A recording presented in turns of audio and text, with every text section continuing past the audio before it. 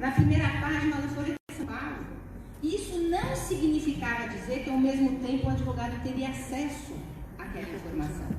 Vivíamos 2 pesos e 2 medidas, em que a mídia podia tudo e a nós, advogados, era cerceado cada vez mais os mais elementares recursos para o exercício da nossa profissão.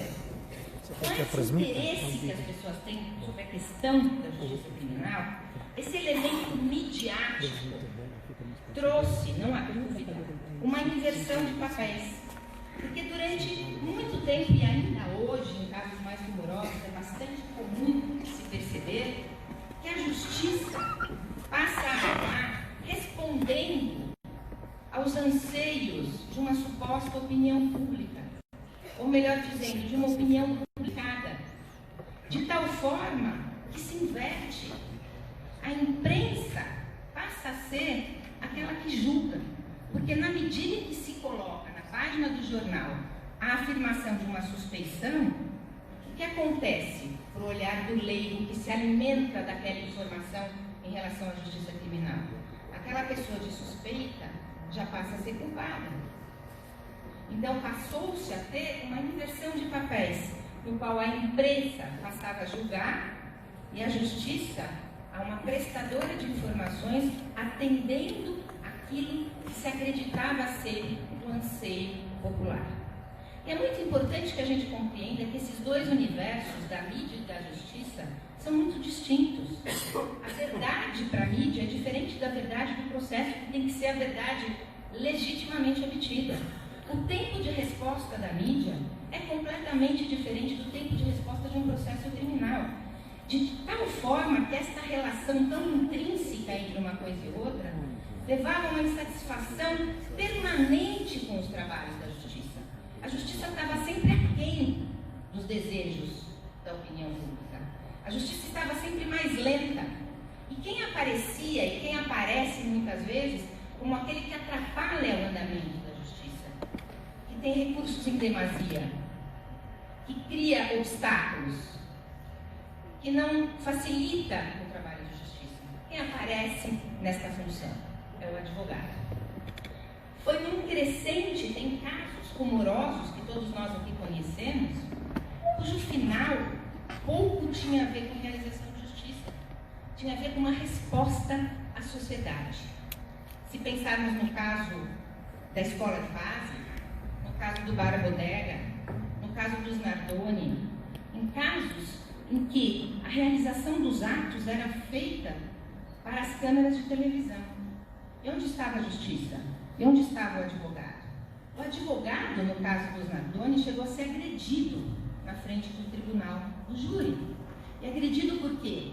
Porque estava exercendo este papel de se colocar ao lado de quem mais precisa num momento de enorme fragilidade. Exercendo um papel que é absolutamente essencial e indispensável em qualquer regime democrático de direito. Foi neste crescendo que fomos ver essa relação, então, simbiótica a que eu me refiro, entre imprensa, justiça criminal, justiça que se faz pela opinião pública, poucos resultados baseados efetivamente na prova dos autos, que se criou um cenário muito propício para uma outra explicação desse momento difícil que enfrentamos hoje. Uma grita contra a impunidade. Um grito punitivista contra a impunidade. E que impunidade? A impunidade que justificaria, segundo quem afirma que ela é existente, a realização de investigações e ações penais a qualquer preço.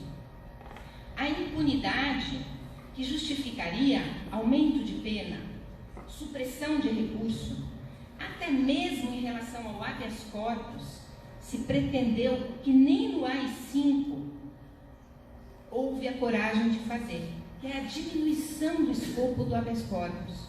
Seja com a edição de súmulas como a 691, seja com o argumento de que ele estava banalizado, lotando os tribunais superiores, o que se pretendeu foi também diminuir uma garantia essencial do exercício do direito de defesa. Uma garantia que sempre permitiu ao advogado, historicamente, ser aquele que se contrapõe por meio das ordens de habeas corpus deste poder que, para ser legítimo, não pode ser arbitrário. Fomos vendo, além disso, não só no dia a dia da justiça criminal, mas na chamada das grandes operações, uma nova realidade.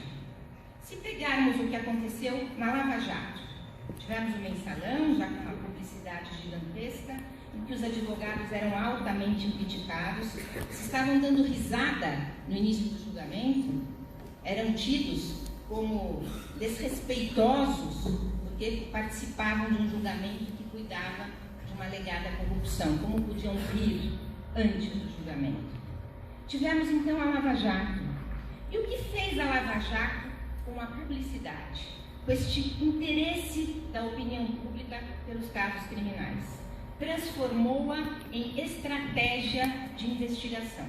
Passamos para um outro patamar, típico de regimes autoritários que usam a propaganda para fortalecer o seu poder. Foi isso que fez a Lava Jato. Utilizou-se da publicidade como estratégia de investigação. Num primeiro momento, eram medidas ocultas, realizadas sem que ninguém soubesse, em procedimentos altamente sigilosos, sigilo esse que se encerrava com uma publicidade absolutamente opressiva. Publicidade que aumentava o número de prisões preventivas, que fazia renascer de forma ilegal a condução coercitiva, buscas e apreensões sem fundamento, sempre com muita visibilidade. Seguido do quê? Apresentações de PowerPoint, entrevistas coletivas das autoridades responsáveis pelas investigações e a defesa. A defesa, e quem atuou nos casos da Lava Jato sabe bem disso, tentava obter informações no blog do jornalista Fausto Macedo. Por quê? Porque a dificuldade de acesso às informações do processo ou daquela investigação voltaram a ser absolutamente evidentes. Era muito mais fácil se informar pela mídia do que nos autos daquela investigação. Então a Lava Jato, ela traz a publicidade. Confessadamente para quê? E aí eu me refiro a um artigo de 2004 do juiz Sérgio Moro, antes da Operação Lava Jato, em que ele se refere à Operação Mãos Limpas, que o inspirou tão fortemente para agir como agiu, em que dizia a Vossa Excelência que a publicidade era um elemento fundamental para que essas operações tivessem um resultado concreto, porque elas demonstrariam para as pessoas envolvidas, investigadas, a quantidade de informação nas mãos das autoridades, de tal forma a convencê-las a colaborar com a justiça. Surgiram então as delações premiadas, cuja voluntariedade, não preciso referir aqui a vocês, é altamente questionável. Delações que são publicadas a conta-gotas. Mas por quê? Porque a publicidade passou a ser estratégia de investigação, estratégia de obtenção de um resultado, independentemente da verdade que se pretendia ou se deveria pretender obter naquela investigação. Então mudamos de patamar. Não havia só o sigilo que oprimia, a publicidade que oprimia, a publicidade como estratégia. A mídia sendo instrumento para a realização, muito entre aspas, dessa realização da justiça criminal. Instrumento a serviço das autoridades responsáveis pela investigação e acusação.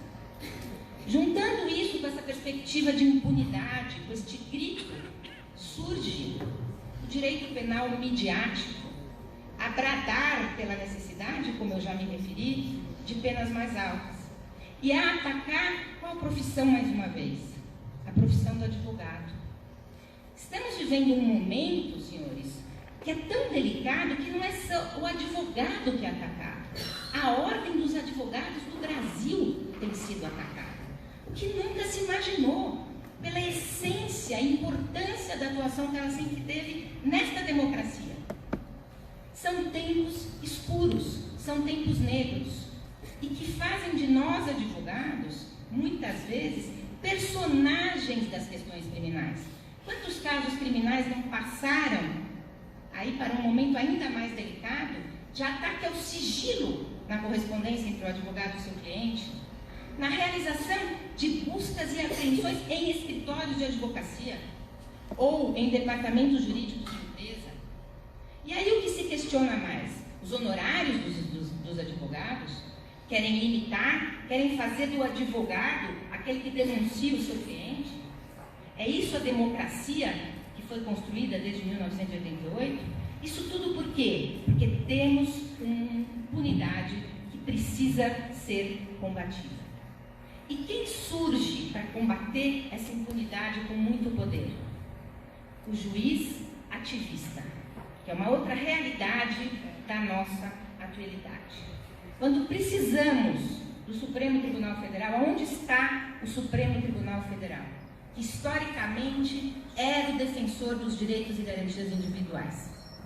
Onde está o Supremo Tribunal Federal para lembrar os juízes de primeiro grau que eles não são combatentes da criminalidade, que não lhes cabe o papel de super-heróis, que a eles é dada uma função sagrada e fundamental de dizer o direito com imparcialidade e não se atrelar a um resultado e batalhar para que aquele resultado seja atingido, não interessa de que forma, qual o caminho tomado para isso. O ativismo judicial é a demonstração de poder. Demonstração de poder que, mais uma vez, escolhe o seu foco. E a defesa é o principal foco desse movimento. É muito importante, senhores, que a gente perceba que neste grito de lei e ordem, de um direito midiático, em que se criam soluções mágicas que supostamente, com o endurecimento da lei penal e processual penal e com a limitação da atividade da defesa, a sociedade vai se sentir mais protegida, a impunidade vai terminar.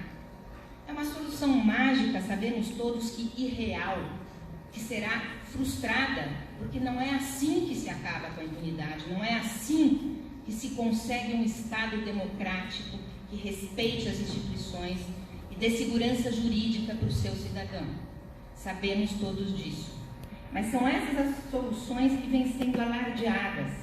E é nesse contexto, né, de um grito de lei e ordem, em que as instituições estão tão fraquejadas, né, em que o Poder Judiciário precisava se colocar como, sim, o fiel da balança que respeita e faz respeitar a Constituição, mas não é isso que a gente vê. O que acontece com os direitos e garantias individuais? Vivemos hoje, senhores, um momento de ataque à presunção de inocência. Eu confesso que já nos meus longos anos de advocacia, nunca imaginei chegar um momento de discutir se a presunção de inocência vale até o trânsito em julgado de uma decisão condenatória. Mas é o que estamos vivendo hoje. Por quê? Porque é o discurso do pragmatismo, é o discurso de que tem que ser eficiente, e que quem levanta a bandeira de que a forma é importante, de que as regras e garantias têm que ser respeitadas, atrapalha. E somos nós que levantamos essa bandeira. Somos nós que devemos continuar levantando essa bandeira. Porque a história mostra um movimento pendular, especialmente relacionado à aplicação das leis penais e processuais penais. Por quê? Porque essa área do direito, ela reflete um caráter ideológico. Ela vai refletir o caráter ideológico de quem está fazendo a lei, de quem está executando a lei no caso concreto. Se nós estamos sob a égide de um governo mais autoritário, a tendência é que tenhamos a tentativa de aplicação mais autoritária e menos garantista das leis penais e processuais penais. E a quem cabe dizer que não é assim? A quem cabe dizer que o processo tem que ser iluminado pela Constituição da República? A nós, advogados, que não podemos nos calar, especialmente em momentos de crise.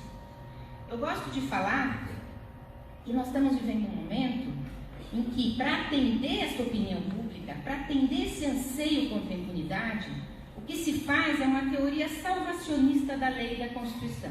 Então a gente mutila interpretações e adapta o texto legal para atender supostamente a essa demanda do povo. Esse é o caminho da ilegalidade.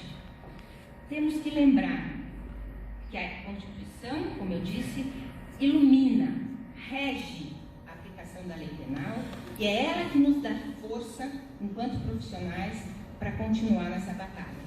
Nossa democracia está afetada, mas nós continuamos a ser, enquanto representantes desta pessoa, que precisa ter os seus direitos preservados, quem brigue e quem tem voz para fazer valer os direitos constitucionais. Eu termino dizendo a vocês que, quando me preparava para vir aqui, relembrei uma frase de um dos maiores criminalistas que já houve e que foi uma grande inspiração para mim como profissional, que é o Arnaldo Malheiros Filho.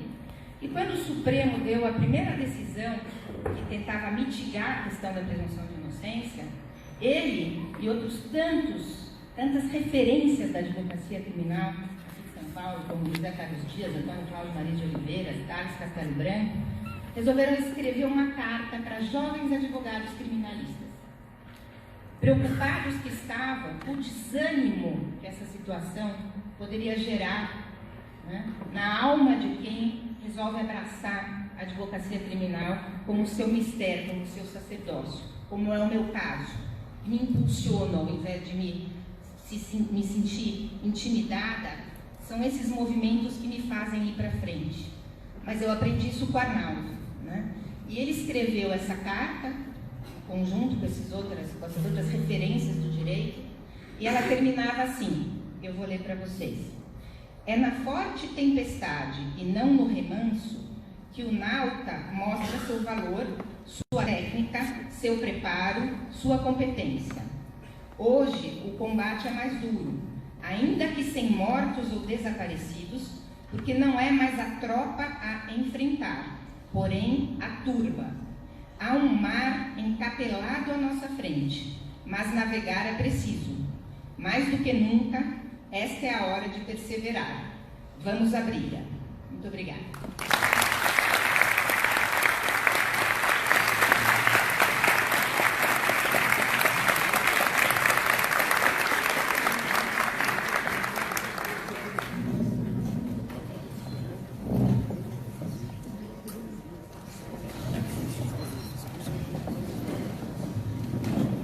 Faremos nesse momento o sorteio dos primeiros 2 brindes aos participantes deste evento. E os demais